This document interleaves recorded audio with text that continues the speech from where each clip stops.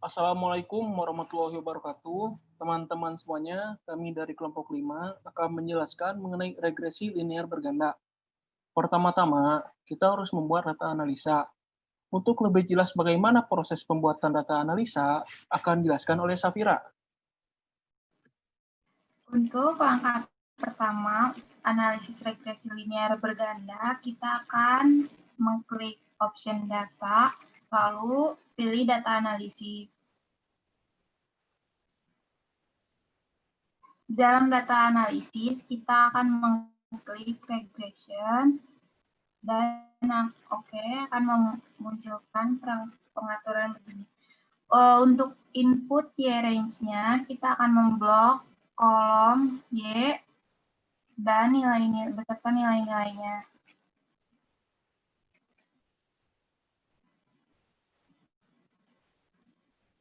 Selanjutnya, input Y range, kita akan memblok langsung 2 kolom karena ini analisis regresi linear berganda, maka kita memblok 2 kolom X1 dan X2. Karena kita turut memblok judulnya, yaitu X1 dalam kurung ribuan rupiah, X2 dalam kurung orang, dan Y dalam kurung ratusan rupiah, maka kita mencentang labels.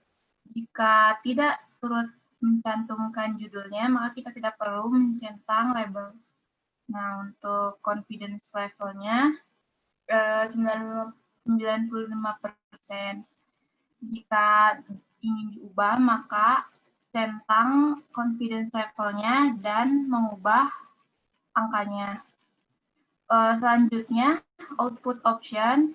Output option itu digunakan untuk untuk menempatkan hasilnya. Jika memilih output range, maka hasil regresi tersebut akan muncul di dalam sheet yang sama.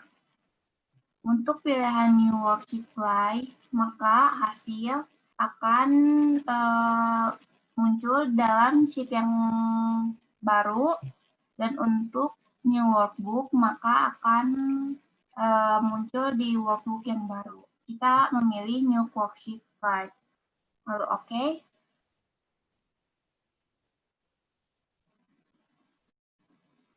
Muncul hasil seperti ini. Terdapat summary output dan tabel ANOVA. Selanjutnya. Untuk selanjutnya akan dijelaskan oleh Rainita. Selanjutnya, saya akan menganalisis nilai korelasi. Nilai korelasi dapat dilihat dalam tabel multiple R. Nah, nilai korelasi antara X1, X2 dengan Y adalah 0,91457. Nah, nilai korelasi ini termasuk ke dalam kategori korelasi sangat kuat.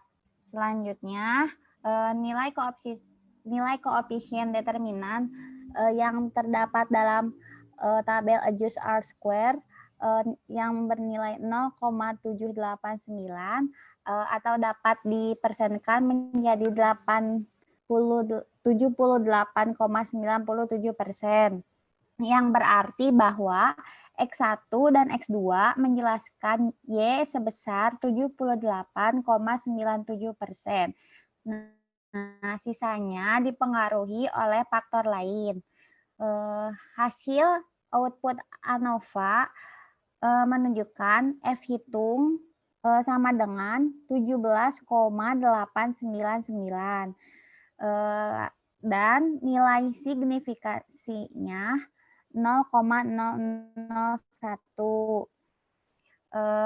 dibandingkan dengan alfa. Nah, alfanya di sini kita mengambil 0,05. Nah, sehingga dapat diartikan bahwa nilai signifikan kurang dari alfa. Sehingga dapat diartikan adanya pengaruh yang signifikan antara variabel X1 X2 dengan Y. Selanjutnya dijelaskan oleh Prisma.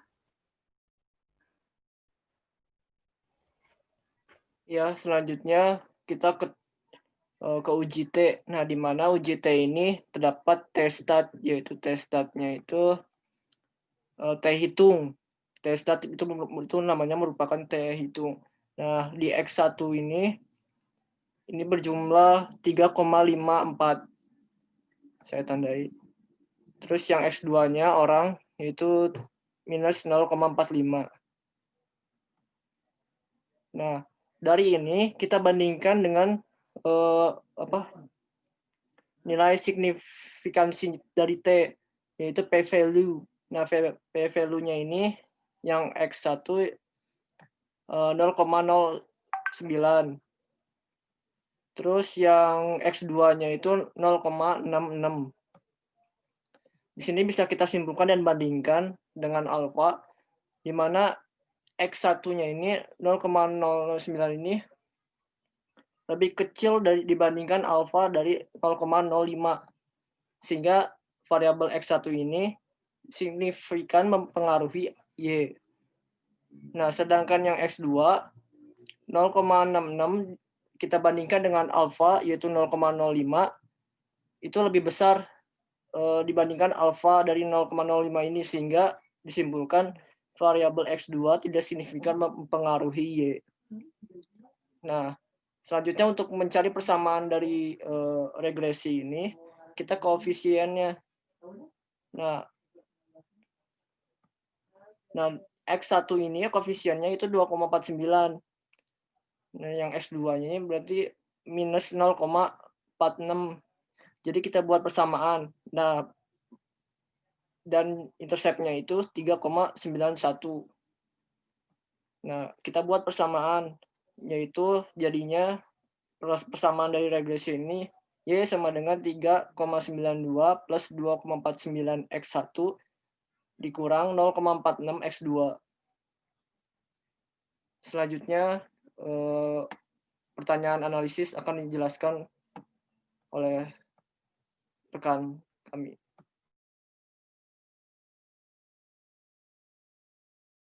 Untuk selanjutnya, untuk pembahasan soal nomor 1 akan dibahas oleh Laras Nurfaridah.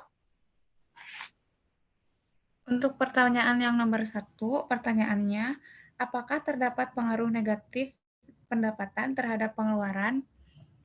Jadi diketahui 1 sama dengan 2,49. Maka secara rumusan hipotesis 1 dan 2, 1 lebih dari 0. Jadi tidak terdapat pengaruh negatif pendapatan terhadap pengeluaran. 2,49 lebih dari 0. Yang artinya adalah tidak terdapat pengaruh negatif pendapatan terhadap pengeluaran, atau dapat dilihat dari p-value di mana pendapatan signifikan mempengaruhi Y atau pengeluaran, pengaruh tersebut adalah positif.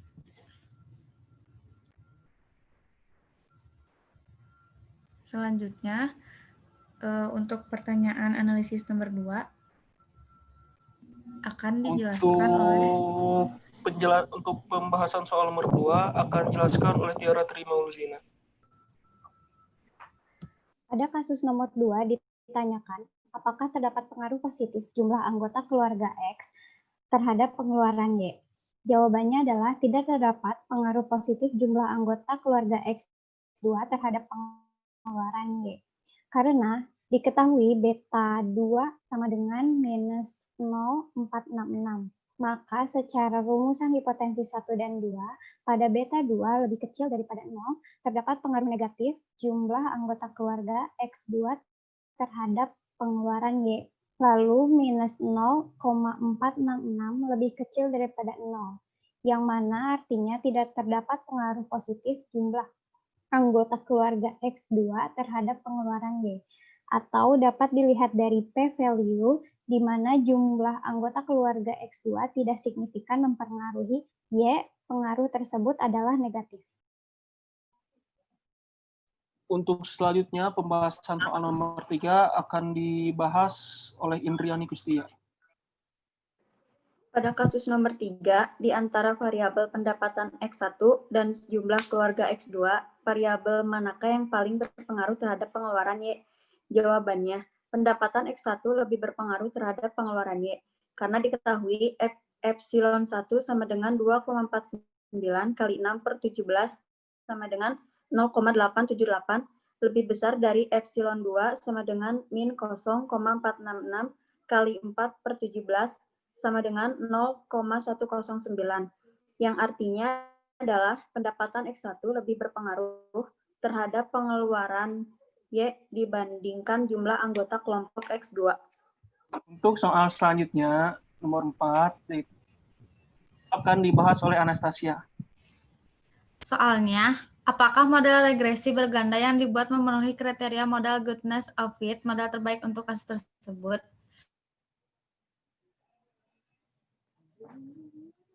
Jawabannya, diketahui kalau F hitung adalah 17,899 dan untuk cari 99. F tabel K kurangi 1 per N kurangi K. F tabel sama dengan 3 kurangi 1 per 10 kurangi 3. F tabel 2 per 7 dengan taraf 5%. F tabel sama dengan 4,74. Sehingga kesimpulannya adalah F hitung 17,899 lebih besar dari F tabel 4,74. Maka persamaan regresi dinyatakan baik atau good on fit. Of fit. Untuk soal selanjutnya akan dibahas oleh Silvi Erianti.